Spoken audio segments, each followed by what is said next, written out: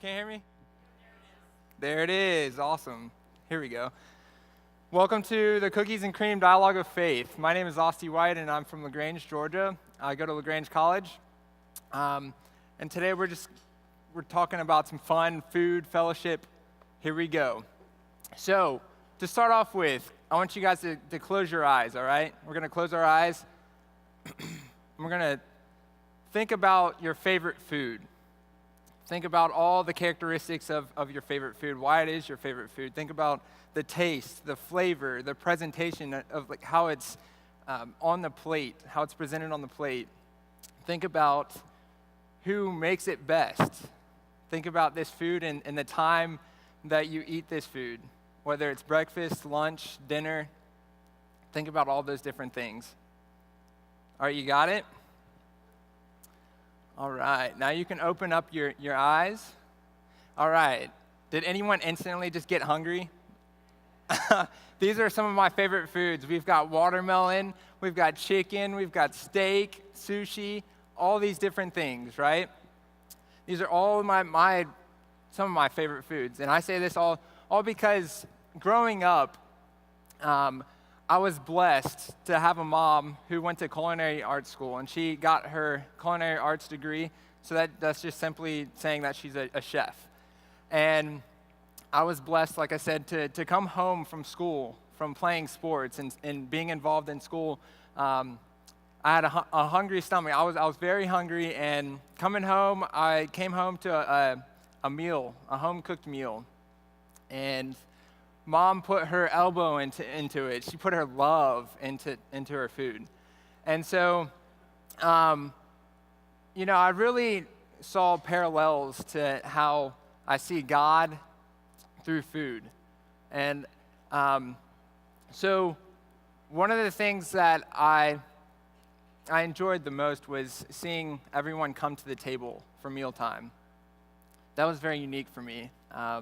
As mom cooked, dad helped out, and I would prepare something as well. I would bring something to the table. And I think this is the most important piece to the meal. Who loves dessert? Does anyone love dessert? Yeah, love dessert, awesome. I love chocolate chip cookies. Chocolate chip cookies are the best. And in my household, that's something near and dear to my heart.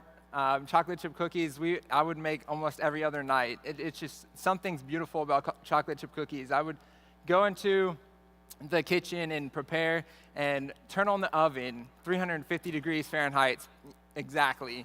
And I'd get the pan out, and this pan is not any ordinary pan. It's an extraordinary pan. It's a stone, okay? It's a stone. It's awesome. So I'd get the chocolate chip cookies dough and roll out the dough and put it on the plate and onto the pan. And I would get 3 rows of 4, so about 12 cookies, put it in the oven, and within a minute and a half, 2 minutes, we've got the house smelling awesome. The aroma in the house is phenomenal. And so with making chocolate chip cookies, I found that it attracts family members, friends of friends, people that I don't even know, into the kitchen, into our household. And they absolutely were like, they loved it. They wanted, to see what was in the kitchen.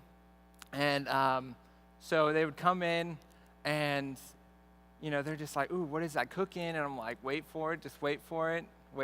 And so I'd pull out the cookies, throw them on the air rack, for them to cool off and everything, and prepare the milk.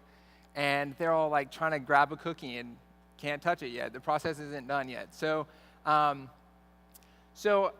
prepare these cookies, and I look at my mom and my dad, and they're preparing the meal, and I find that we all have something to bring to the table. We all have something to bring to the table. And so it can be the physical representation of the meal, and it can be the different parts of the meal. So a key part is prayer.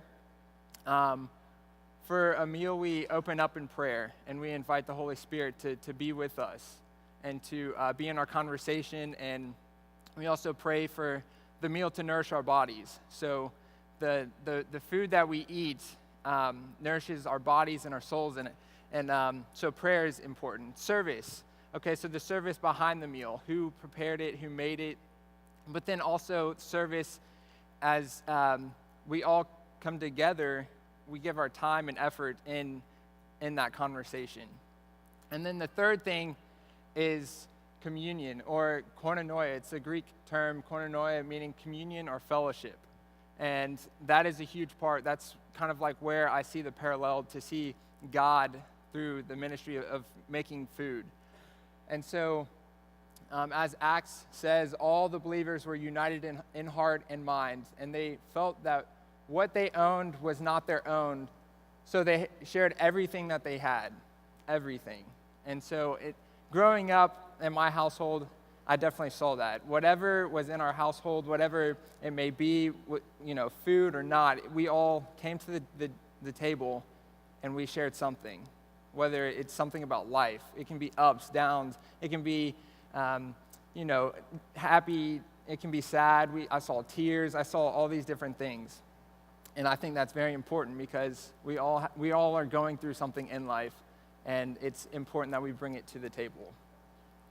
So, fellowship, it's awesome, to go around and smile and laugh and have these joys and all these different things. So today, I kind of want us to think about this. Let us think of ways to motivate one another of acts of love and good works. That's Hebrews 10:24. And I'm going to leave you with the wise words of John Wesley. Do all the good you can, by all the means you can, in all the ways you can, in all the places that you can, at all the times you can, to all the people you can, as long as ever you can. Thank you.